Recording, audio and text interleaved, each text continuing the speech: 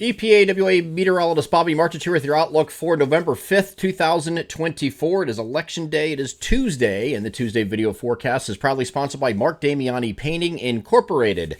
Colder weather will be here before you know it, and it's time to start thinking about freshening up that family room for those Friday nights on the couch binging your favorite TV shows, or turning that man cave into the colors of your favorite sports team. Let them help you with any interior project this coming winter. They are family-owned and operated with over 40 years in business, so you can't go wrong with their exceptional attention to detail and great customer service, servicing the Southeast PA counties of Montgomery, Bucks, and Chester. Call them now to schedule a free estimate at the phone number above me here in the video, 484-571-9233, and mention EPAWA, and you can get 15% off the total cost of any job that is scheduled between December and March of this coming winter. They are Mark Damiani Painting Incorporated, proud sponsor of the Tuesday video forecast.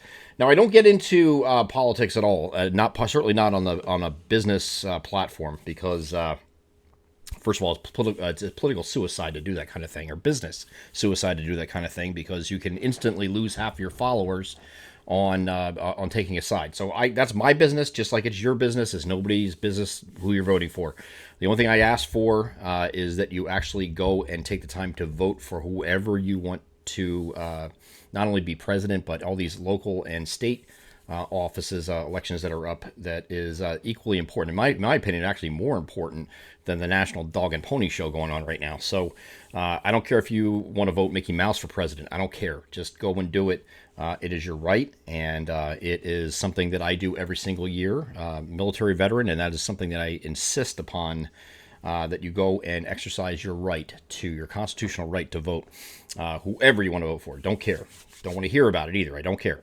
Just go and do it today, okay? So we have a pretty nice day here for Election Day. You won't have any rain today, which, go figure, we haven't had any in the last 2 months, right? But we're expecting partly to mostly cloudy skies today, so kind of like a variably cloudy day. And it favors being a little bit more sun later in the day today, but early on you might have a little bit more in the way of cloud cover, but it's not going to be a cloudy day at all. So mixture of clouds and sun, but kind of favoring the clouds early on, a little bit more sun later on. The big difference is temperatures. You see above me 72 to 76, so it's going to be a lot warmer, and a big reason for that is this big high pressure that is just barely visible in the picture here. It's right out here, but there's a return flow around of this. It's going to get winds in here from the south-southwest today, southwesterly on Wednesday, ahead of this frontal boundary, which is out here in the Midwest and Eastern Plains. That is going to be moving toward the region, so you get that. You got a combination of the prevailing winds around the high, and then on Wednesday it's going to be the southwesterly winds ahead of this front. So we're going to have warm temperatures in the next couple of days. Synoptically driven warmth, but warmth nevertheless. So we're 72 to 76 is the spread today, and then 75 to 80 is the temperature spread. Yes, 80. It's going to be in our southeastern areas, but still, that's a lot higher than it should be for this time of year, when all the normal highs right now are generally in the upper 50s to near 60. So that's quite a bit above average. As a matter of fact, I think in Philadelphia it goes down to 59 tomorrow for the average high. So that's way above average, okay, about 20 degrees or so. So we will have no interruptions for Election Day today. Partly cloudy overnight, very mild overnight. Matter of fact, many of your overnight lows tonight are going to be conducive, or what it should be, for normal highs, actually. So it's going to be pretty mild overnight. And then, of course, Wednesday, as the cold front approaches, you're going to have temperatures even warmer. But the same thing, partly to mostly cloudy skies. Now, that's going to be backwards tomorrow. It's going to be partly cloudy in the morning, a little more one of the clouds later in the day, but this kind of falls apart and gets nothing here. We're really not expecting much of anything except for maybe a stray shower at best. Okay, the NAM's not really showing much either. And then beyond this, we do cool down a little bit, but it's still above average. So we're going from 75 to 80 to more like 65 to 70 on Thursday, and then we're generally on the other side of the middle 60s by the time we get to Friday, with mostly sunny skies expected at that time. We are dry through the end of the week. Partly cloudy here on Thursday, and then mostly sunny on Friday. Now, our next chance of rain, and this is kind of giving us some cautious optimism that we might get some rain on Sunday. Saturday looks like the better of the 2 weekend days. You might, if you have anything to do outdoors, do it Saturday. Get all your work done outside, cleaning up leaves, whatever you're doing. Do that on Saturday, because Sunday there's the opportunity for some rain. Now, this is the GFS that ran this evening, and this looks pretty good. This looks really good. This would be a godsend. because we desperately need rain for a multitude of reasons. I was pointing out in yesterday's video because of the wildfires and highlighted that, but some of you in the comments on our YouTube channel pointed out that, hey, our wells are dry, they're nearly dry, the streams are dry, rivers are dry. They're too low. We need any bit of rain we can get. So it's not just the growing season ending that makes this any better. It's really everything is across the board. The water table period is low. We just need to get that back up again.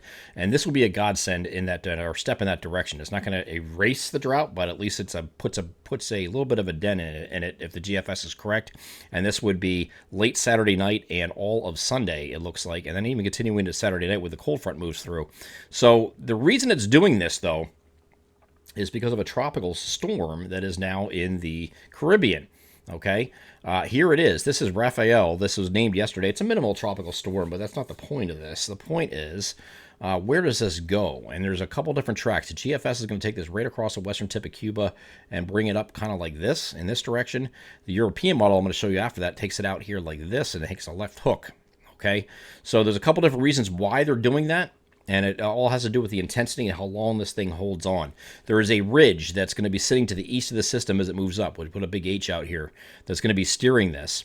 But there's also, this time of year in November, your water temperatures of the Gulf are a lot cooler than they were just, say, a couple weeks ago. Okay, so they're cooling off because it's, again, November.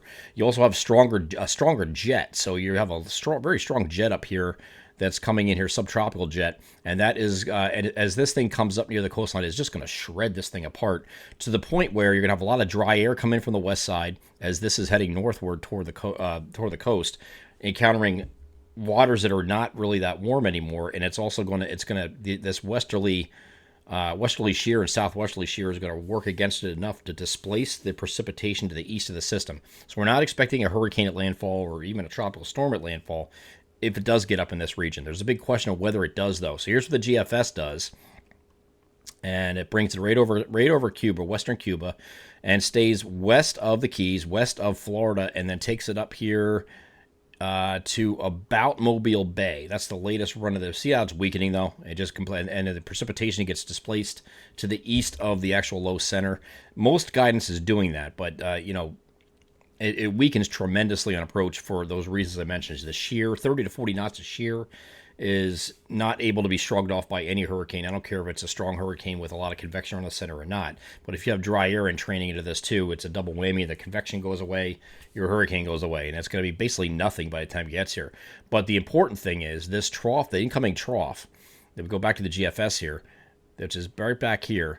This incoming trough and cold front absorbs this system, the remnants of it, and this actually acts to enhance the rainfall along that. We get some remnants involved with this. So that's why the GFS is showing what it's showing. The Canadian model that ran today shows a similar idea, just not quite as pronounced with the rain, but it's kind of in that same ballpark. Now, the European model, again, I said went to the left. So it comes across Cuba, and it makes a left hook. So it heads right toward Mexico in this, and so it does not join up to the front, and that's why the European model has nothing here joining up with this front, except for maybe across Texas because it's so far west. But here we still get some showers. This will be Sunday night into Monday, but it'll be kind of run of the mill, same thing we've been having for the last couple of months. We get a cold front come through, a lot of the moisture is kind of strung out of this, and there's really not a whole lot.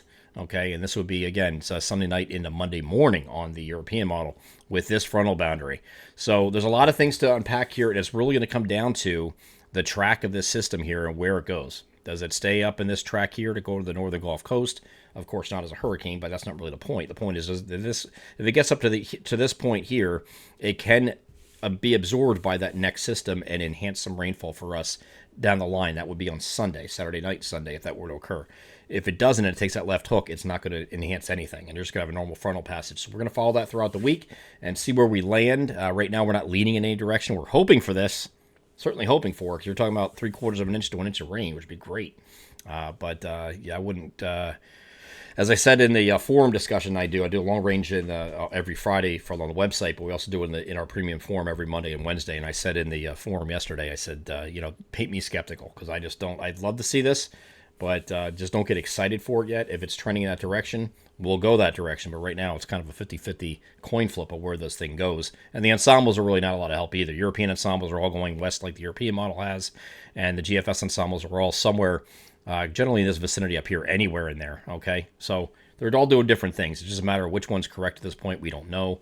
It'll be a day or two before we can figure that out once it gets up to this, into the Gulf of Mexico, and see what the steering currents are and all that stuff. So we'll keep you abreast of the latest once we have that information. Again, go out and vote today. Very important. I don't care who you're voting for. Make sure you're voting for in the local and state elections as well, because that is really what shapes our local government and communities more so than the national election. I'm EPAWA meteorologist Bobby Marchers. That is your outlook for November 5th, 2024. Have a great Tuesday.